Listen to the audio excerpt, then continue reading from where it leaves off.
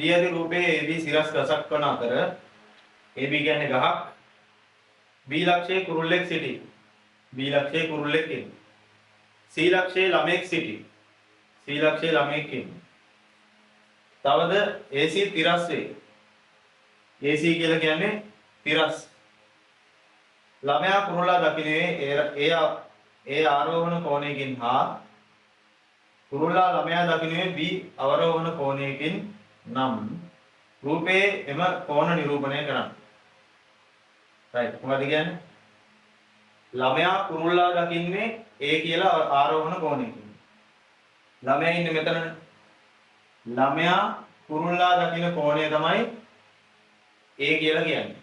එතකොට මේ ආරෝහණ කෝණ අවරෝහණ කෝණ වලදී අපි S මට්ටමේ ඉඳන් තමයි තිරස මට්ටමේ ඉඳන් තමයි කෝණය ආරෝහණ නම් උඩට අවරෝහණ නම් යටට. එතකොට මේකෙදි ආරෝහණක් තියෙනවා අවරෝහණක් තියෙනවා. ළමයා කුරුල්ලා දකින්න කෝණය අංශක A. අංශක A. එන්න ඕනේ මෙතනට. ළමයා බලන් ඉන්නේ තිරස. ළමයාගේ S මට්ටම තියෙන්නේ තිරසකේ. ඒතකොට තිරස් මට්ටමේ ඉඳන් අංශක A ප්‍රමාණයක් උඩ බලන්න ඕනේ. යාට ආරෝහණ කෝණයකින් ඔළුව උස්සන්න ඕන කුරුල්ලා බලන්න. එතකොට ඉස්සෙන ප්‍රමාණය තමයි ආරෝහණ කෝණය කියලා කියන්නේ. ඒ වගේම තමයි අවරෝහණ කෝණය. කුරුල්ලා ළමයා දකින්නේ B අවරෝහණ කෝණයකින්. ඒතකොට කුරුල්ලා ඉන්නේ උඩ. කුරුල්ලාගේ S මට්ටම තියෙන්නේ ඒත් මේ තිරසකෙලි. මේ කඩේරියෙන් දාලා තියෙන S මට්ටම. එයා නිකන් කෙලින් බලන් ඉන්නවා නම් පේන විදියට. ඒතකොට එයා ළමයා දිහා බලන්න ඕනේ නම් මේ මට්ටමේ ඉඳන් පහළ බලන්න ඕනේ. ඒකට තමයි අවරෝහණ කෝණය කියන්නේ.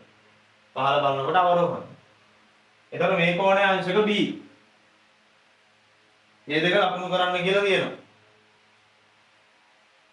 රූපේ කෝණ නිරූපණය කරන්න කෝණ නිරූපණය කරා A සහ B අතර සම්බන්ධය ලියා දක්වන්න කියලා දිනවා. ළමයාගේ උස නොසලකන්න කියලා තියෙනවා.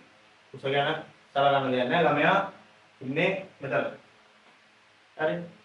එතකොට මේ දෙක අතර සම්බන්ධය මොකක්ද කියලා. සම්බන්ධය තමයි හැමතිස්සෙම තිරසට තිරසක් සමාන්තරයි. තිරස් මට්ටමට තිරස් මට්ටමක් සමාන්තරයි. ඒතර සමාන්තර රේඛා දෙකක් අතර තියෙන සම්බන්ධය තමයි මෙතන තියෙන්නේ. මේ දෙක සමාන්තර රේඛා දෙකක් නම් මේ දෙක ආර වෙනවා මෙතනින් Z හැඩයට මේ කෝණ දෙක සමාන වෙනවා. ඒකාන්තර කෝණ වලින් කෝණ දෙක සමානයි.